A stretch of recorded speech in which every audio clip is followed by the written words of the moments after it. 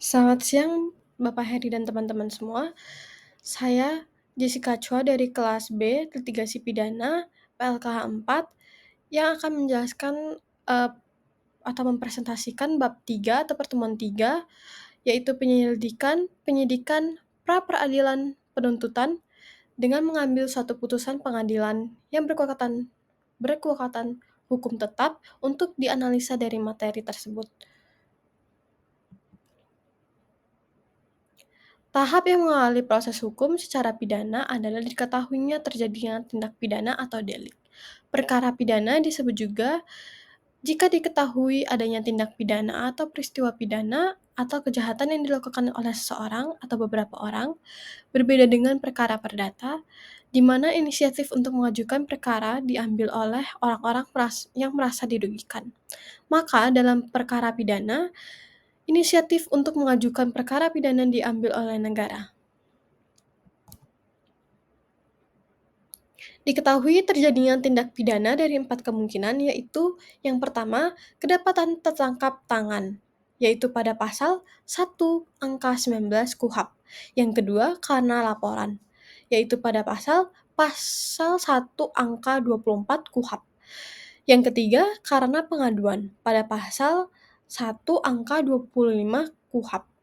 Yang keempat, diketahui sendiri atau pemberitahuan atau cara lain sehingga penyidik mengetahui terjadinya delik.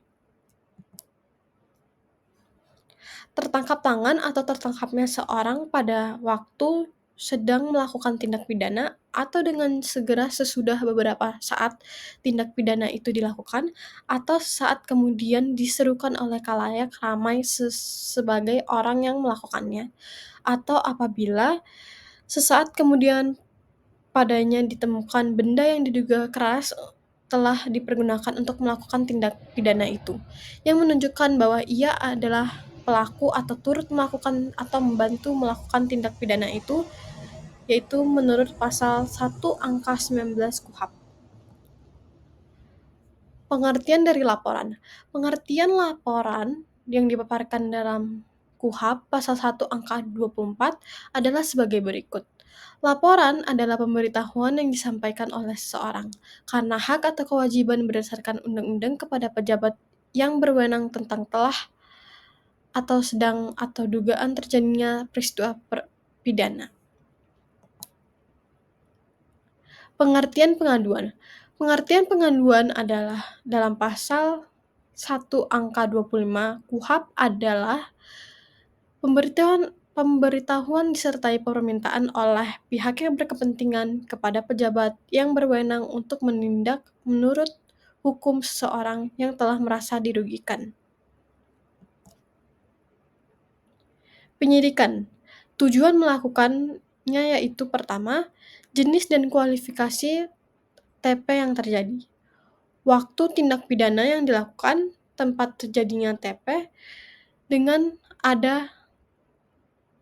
apa TP dilakukan, alasan dilakukan TP, dan pelaku TP. Alasan penghentian.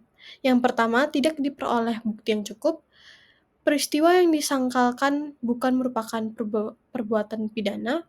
Yang ketiga, penghentian penyidikan demi hukum. Selanjutnya, yaitu penangkapan. Penangkapan dapat dilakukan sebagai berikut, yaitu pada pertama, bila telah ada bukti permulaan yang cukup. Yang kedua, bila kepentingan penyelidikan dan penyidikan menghendaki atau memerlukannya. Yang ketiga, bila orang terhadap siapa penangkapan atau akan dilakukan diduga keras telah melakukan kejahatan pasal. Prosedur. Pada penangkapan, prosedur. Surat perintah penangkapan berisi identitas tersangka, nama, umur, dan tempat tinggal. Menjelaskan dan menyebutkan secara singkat alasan penangkapan. Menjelaskan uraian singkat perkara TP yang dilakukan terhadap tersangka. Yang keempat, menyebutkan tempat di mana pemeriksaan tersebut terhadap tersangka yang dilakukan. Selanjutnya, penangkapan dilakukan didasarkan kepada yang pertama yaitu syarat objektif, yaitu penahanan hanya dapat dikenakan terhadap tersangka yang melakukan TP dan/atau percobaan ataupun pemberian bantuan dalam TP yang diancam dengan tindak pidana penjara 5 tahun atau lebih dan TP tertentu, yaitu pada pasal 21 ayat 4. Pengecualian yaitu pada pasal 296, 454, 455, dan 459. Syarat subjektif.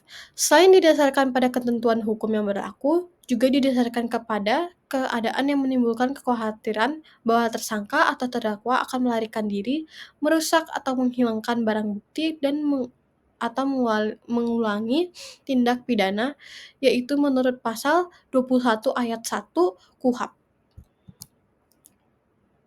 Pra-peradilan. Pra-peradilan membawa pengawasan tertentu dari cara bekerja pejabat pelaksana undang-undang serta kemungkinan untuk memberikan rehabilitasi dan ganti kerugian. Pra-peradilan tidak diatur dalam HIR Pasal 1-10 KUHP mengatur pra-peradilan adalah wewenang pengadilan negeri untuk memeriksa dan memutus menurut cara yang diatur dalam undang-undang ini tentang sah atau tidaknya penangkapan atau penahanan atas permintaan tersangka atau keluarganya atau pihak lain atau kuasa tersangka. Yang kedua, sah atau tidaknya penghentian penyidikan atau penghentian penuntutan atas permintaan demi tegaknya hukum dan keadilan. Yang ketiga, permintaan ganti kerugian atau rehabilitasi oleh tersangka atau keluarganya atau pihak lain atas yang perkaranya tidak dilanjutkan ke pengadilan. Pasal 77 KUHP, PN berwenang untuk memeriksa atau memutus yang pertama yaitu sah tidaknya penangkapan, penahanan, penghentian penyidikan atau penghentian penuntutan. Yang kedua, ganti rugi atau rehabilitasi bagi seseorang yang perkara pidananya dihentikan pada tingkat penyidikan atau penuntutan. Kehadiran lembaga pra-peradilan menurut atau memberikan peringatan. Yang pertama, agar penegak hukum harus berhati-hati dalam melakukan tindak pidananya atau tindak hukumannya. Setiap tindakan hukum harus didasarkan kepada ketentuan hukum yang berlaku, dalam arti dia harus mampu menahan serta menjauhkan dari tindakan kesewenang-wenangnya atau kesewenang-wenangannya.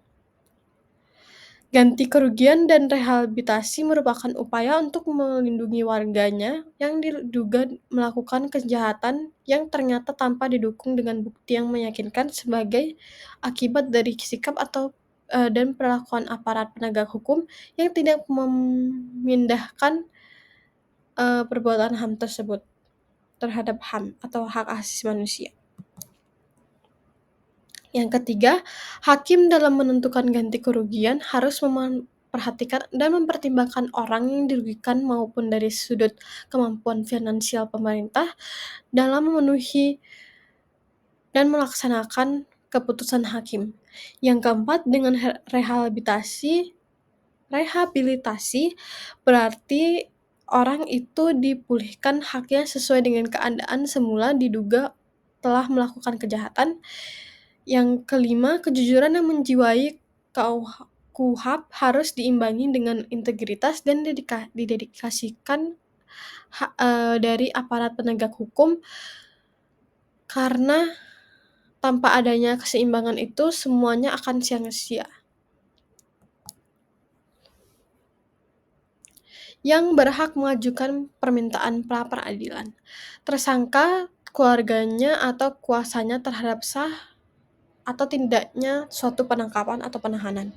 Penyidik atau PU dan pihak ketiga yang berkepentingan terhadap sah tidaknya penghentian penyidikan atau penuntutan. Yang ketiga, tersangka atau pihak ketiga yang berkepentingan terhadap permintaan ganti kerugian atau rehabilitasi akibat tidak sahnya penangkapan, penahanan, dan akibat sahnya penghentian penyidikan atau penuntutan. Analisis putusan Mahkamah Agung nomor 275 K/PDT Sus BPSK garis miring 2024. Latar belakang dari kasus ini yaitu perkara ini melibatkan Jenny Kinantan sebagai pemohon kasasi dan Junaidi sebagai termohon keberatan. Sengketa awalnya diperiksa oleh BPSK Medan yang mengeluarkan putusan nomor 038 garis miring arbitrase garis miring 2023 dan garis miring BPSK Medan pada tanggal 10 Agustus 2023. Pengadilan Medan kemudian menguatkan putusan BPSK melalui putusan nomor 727 garis miring PDT Sus BPSK garis miring 2023 garis miring PN Medan pada tanggal 19 Oktober 2023. Amar putusan Mahkamah Agung dalam tingkat kasasi memutuskan yang pertama yaitu mengabulkan permohonan kasasi dari Jenny Kinantan, membatalkan putusan Pengadilan Negeri Medan nomor 727 PDT Sus BPSK garis miring 2023 garis miring PN Medan, menyatakan bahwa BPSK tidak berwenang untuk memeriksa dan mengadili perkara ini. Yang keempat, membatalkan putusan BPSK nomor 038 arbitrase garis miring 2023 garis miring BPSK Medan. Yang kelima, menghukum pemohon kasasi atau termohon keberatan untuk meningkatkan peradilan dengan biaya kasasi sebesar 500.000. Yang ketiga, analisis hukum. Yang pertama yaitu kewenangan BPSK. Mahkamah Agung menegaskan bahwa BPSK tidak memiliki kewenangan untuk mengadili perkara ini. Yang kedua, BPSK hanya berwenang menangani sengketa konsumen yang bersifat administratif atau arbitrase yang bukan perkara yang memerlukan penegakan hukum perdata secara penuh. Prinsip perlindungan konsumen. Putusan ini menunjukkan bahwa perlindungan konsumen harus tetap berada dalam koridor hukum yang tetap atau yang tak tepat. Jika suatu sengketa memerlukan penegakan hukum perdata, maka pengadilan umum adalah forum yang lebih tepat dibandingkan BPSK. Yang ketiga yaitu implikasi putusan. Putusan ini mengoreksi batas kewenangan BPSK sehingga ke depan sengketa yang lebih kompleks harus langsung diajukan kepada pengadilan negeri. Konsumen dan pelaku usaha perlu memahami batasan BPSK agar tidak salah dalam memilih forum penyelesaian sengketa. Persamaan dari materi. Yang pertama itu kaitan dengan kewenangan mengadili. Dalam putusan ini, Mahkamah Agung mengatakan bahwa BPSK tidak berwenang mengadili perkara yang membentukkan proses hukum perdata penuh, yaitu kompensasi absolut. BPSK hanya mengenangi sengketa konsumen bersifat administratif atau arbitrase, bukan perkara yang membutuhkan pengujian mendalam atas hak atau kewajiban keperdataan. Kompetensi relatif. Ketika ada perselisihan mengenai kewenangan antara BPSK dan pengadilan negeri, maka pengadilan yang memiliki otoritas lebih tinggi dapat menentukan batasan kewenangan tersebut. Putusan ini menegaskan bahwa hanya pengadilan yang memiliki kompetensi absolut untuk menangani perkara dengan konsekuensi hukum yang lebih luas. Hal ini sesuai dengan materi dalam PPT mengenai kompetensi absolut dalam kewenangan mengadili. Yang kedua, kaitan dengan pra-peradilan. Salah satu fungsi pra-peradilan adalah menguji keabsahan tindakan aparat hukum termasuk kewenangan untuk menangani suatu perkara.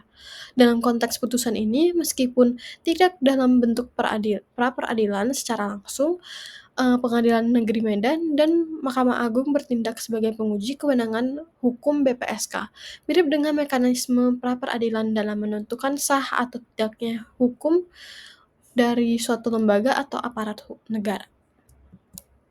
Selanjutnya yaitu upaya hukum terhadap pra-peradilan, yaitu pada yang pertama, putusan pra-peradilan tidak dapat dimintakan banding banding pada pasal 83 ayat 1 KUHP, kecuali terhadap putusan yang menyatakan tindak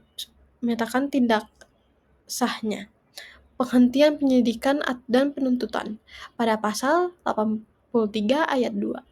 Yang kedua, dalam hal pemohonan banding terhadap putusan pra-peradilan sebagaimana dimaksud pasal 83 ayat 1 KUHP, maka permohonan tersebut harus dinyatakan tidak diterima. Yang ketiga, PT memutuskan permintaan banding tentang tidak sahnya penghentian penyidikan dan penuntutan dalam tingkat akhir. Yang keempat, yaitu terhadap putusan pra-peradilan tidak dapat diajukan upaya hukum kasasi.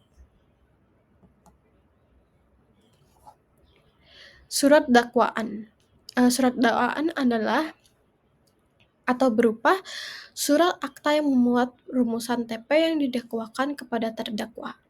Perumusan mana ditarik dan disimpulkan dari hasil pemeriksaan dan penyidikan dihubungkan dengan unsur delik pasal TP yang dilanggar dan didakwakan kepada terdakwa, dan surat dakwaan ini menjadi dasar pemeriksaan bagi hakim pengadilan. Beberapa hal yang penting pada surat dakwaan yaitu yang pertama, perumusan surat dakwaan harus konsisten dan sinkron dengan hasil pemeriksaan penyidikan. Yang kedua, surat dakwaan merupakan landasan pemeriksaan di sidang pengadilan. Jadi syaratnya ada formil dan material. Syarat formil memuat hal yang berhubungan dengan yang pertama, diberinya tanggal dan ditangani oleh PU atau pengadilan umum. Yang kedua, syarat dakwaan memuat nama lengkap, tempat tanggal lahir, jenis kelamin, kebangsaan, dan tempat tinggal, agama, dan pekerjaan. Material yaitu memuat dua unsur, yaitu surat dakwaan memuat uraian secara cermat, jelas, lengkap, dan mengenai TP yang didakwakan, menyebut waktu dan tempat TP itu dilakukan. Sekian presentasi dari saya. Terima kasih.